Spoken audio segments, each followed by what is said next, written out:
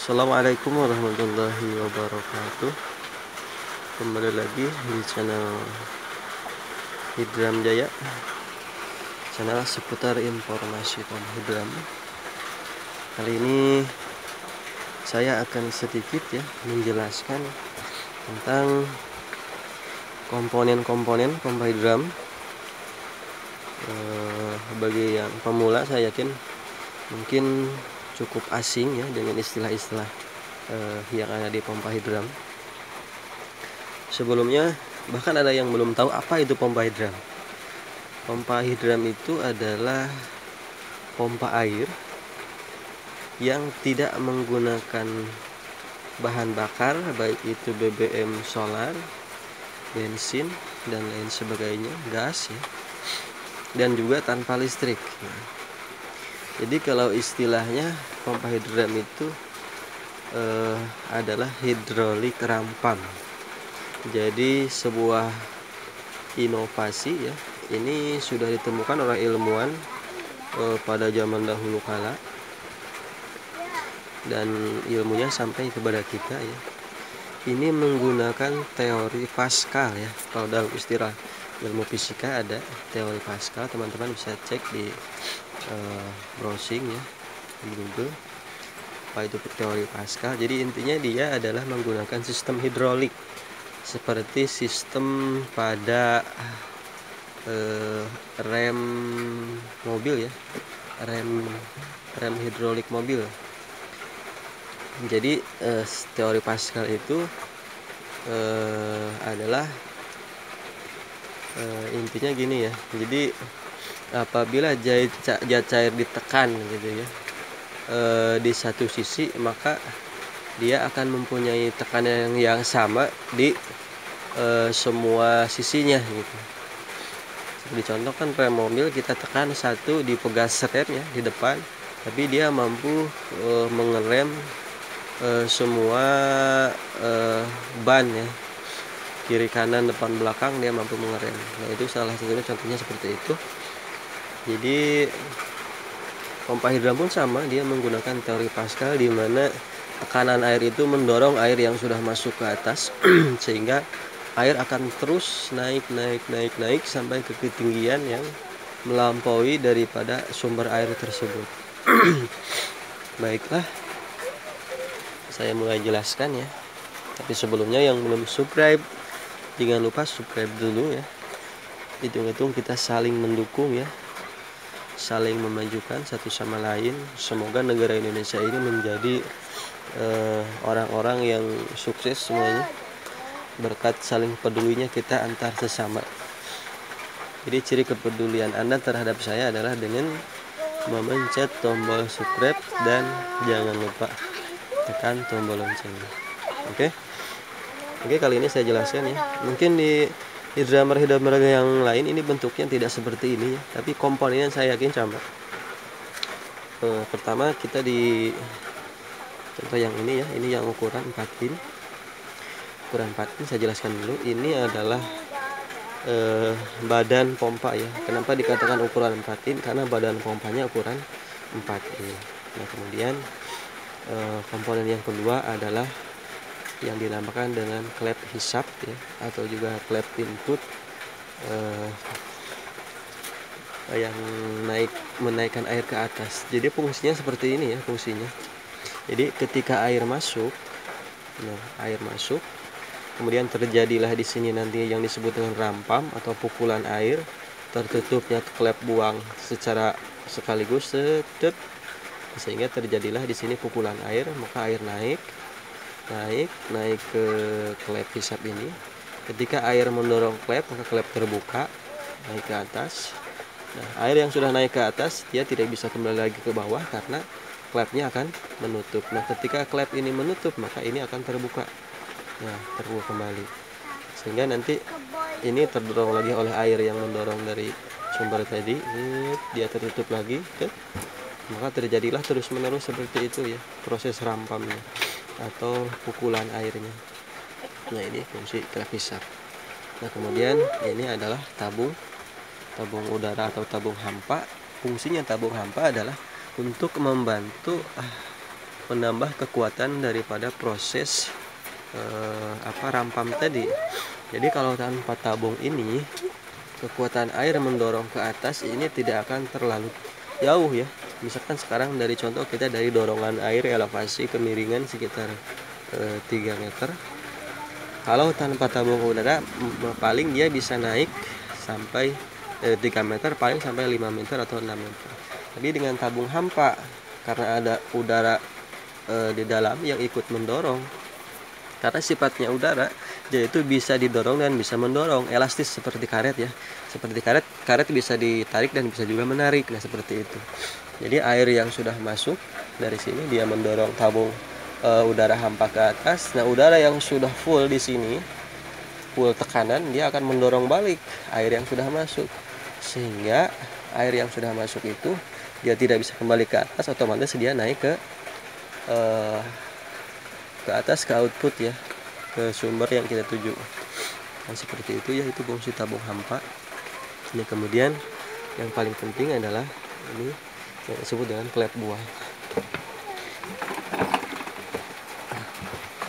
Klep buang ini tipenya bermacam-macam ya. Kebetulan saya menggunakan tipe yang mendatar seperti ini. Ini menggunakan klep ayun yang ditarik oleh karet seperti ini. Contoh ini karet menarik ya. Fungsi karet ini untuk membuka kembali klep buang ya, ketika dia sudah tertutup oleh tadi proses rampam tadi, pukulan air dari dorongan air tersebut ya. Ketika ini air ini tertutup oleh dorongan air, kemudian tekanan yang ada di sini dia masuk ke sini, otomatis karet ini akan menarik balik tuas klep buang seperti ini. Nah, maka terus ketika air menabrak lagi, dia tertutup lagi, terbuka lagi, tertutup lagi, terbuka lagi, seperti itu seterusnya. Ini dia fungsi klep buang. Jadi macam-macam klep buang itu ada yang vertikal, yang posisinya dia naik ke atas seperti ini, jadi dia di sini nanti prosesnya seperti ini. Ada juga yang seperti ini ya. Nah ini disebutnya dengan posisi mendatar atau linear, dengan tipe klep ayun ya. Ini klep ayun, karena ada yang spring, ada yang ayun, dan ada juga yang menggunakan pemberat ya, untuk menekan tuasnya nantinya.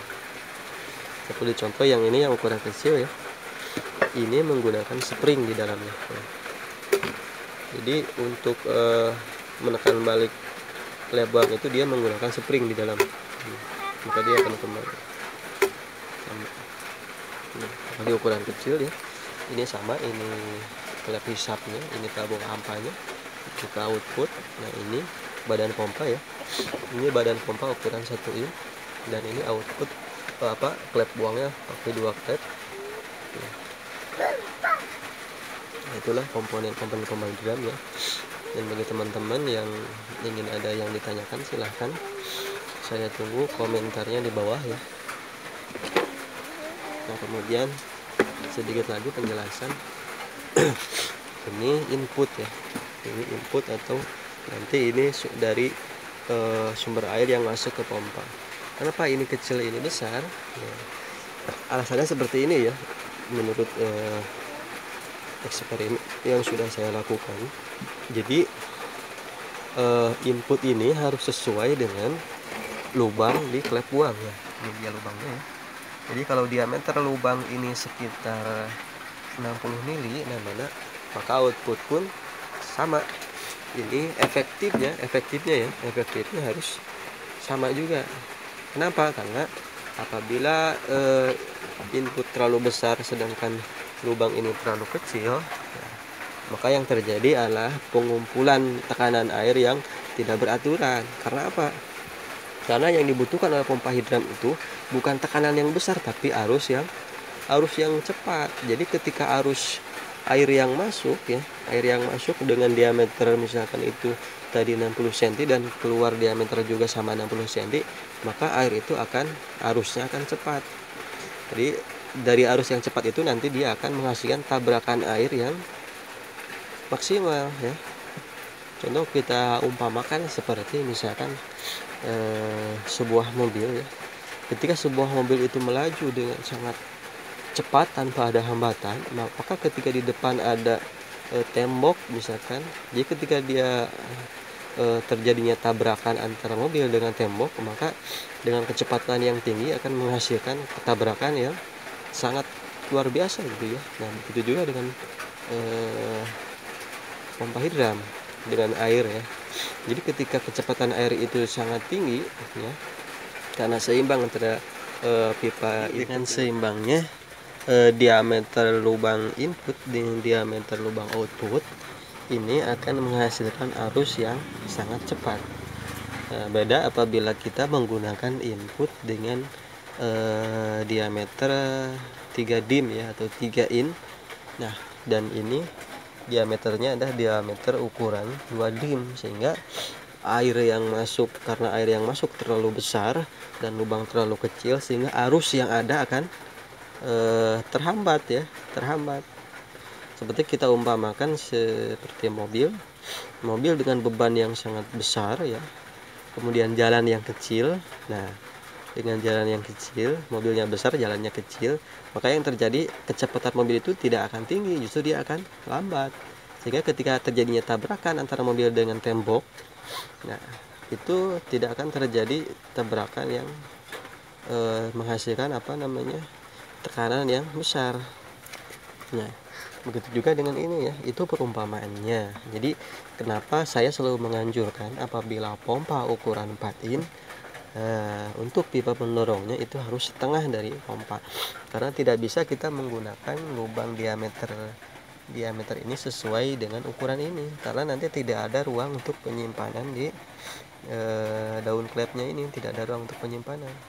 Nah, seperti itu, kecuali kalau menggunakan klep buang yang tipe vertikal. Kalau tipe vertikal dia bisa menggunakan 2 klep buang ya, seperti ini. Dia bisa menggunakan 2 klep buang, sehingga pipa input dia masih bisa menggunakan ukuran 1 in, badan rempah 1 in, pipa input 1 in. Karena apa? Karena outputnya karena klep buangnya dia posisinya ada 2, sehingga seimbang, bahkan bisa lebih ya, malah lebih bagus kalau ukuran diameter ini dia ukuran 2 dim dan pendorong ukuran 1,5 dim, maka kecepatan arus air akan lebih tinggi. Tapi syarat apabila elevasinya juga tinggi. Kalau elevasi rendah, saya sarankan cukup menggunakan 2 dim saja, atau bahkan dengan elevasi yang rendah karena dia dorongannya kurang, dia bisa menggunakan 3 dim. Seperti itu ya penjelasannya. Karena yang mempengaruhi daripada besar kecilnya output itu adalah dorongannya.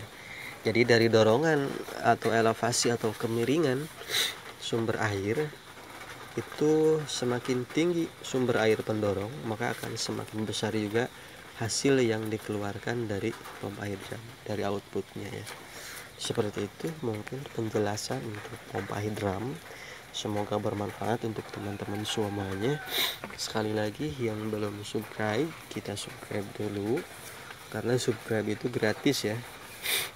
Jadi mohon maaf sebelumnya buat teman-teman, karena saya membuat video itu tidak menggunakan editing yang profesional ya, karena memang saya belum punya alatnya. Ada juga saya coba punya notebook dengan kapasitas yang minim, sehingga untuk mengedit saya cuma menggunakan editing yang ada di Android saja. Oke, mohon maaf atas kekurangannya, semoga bermanfaat.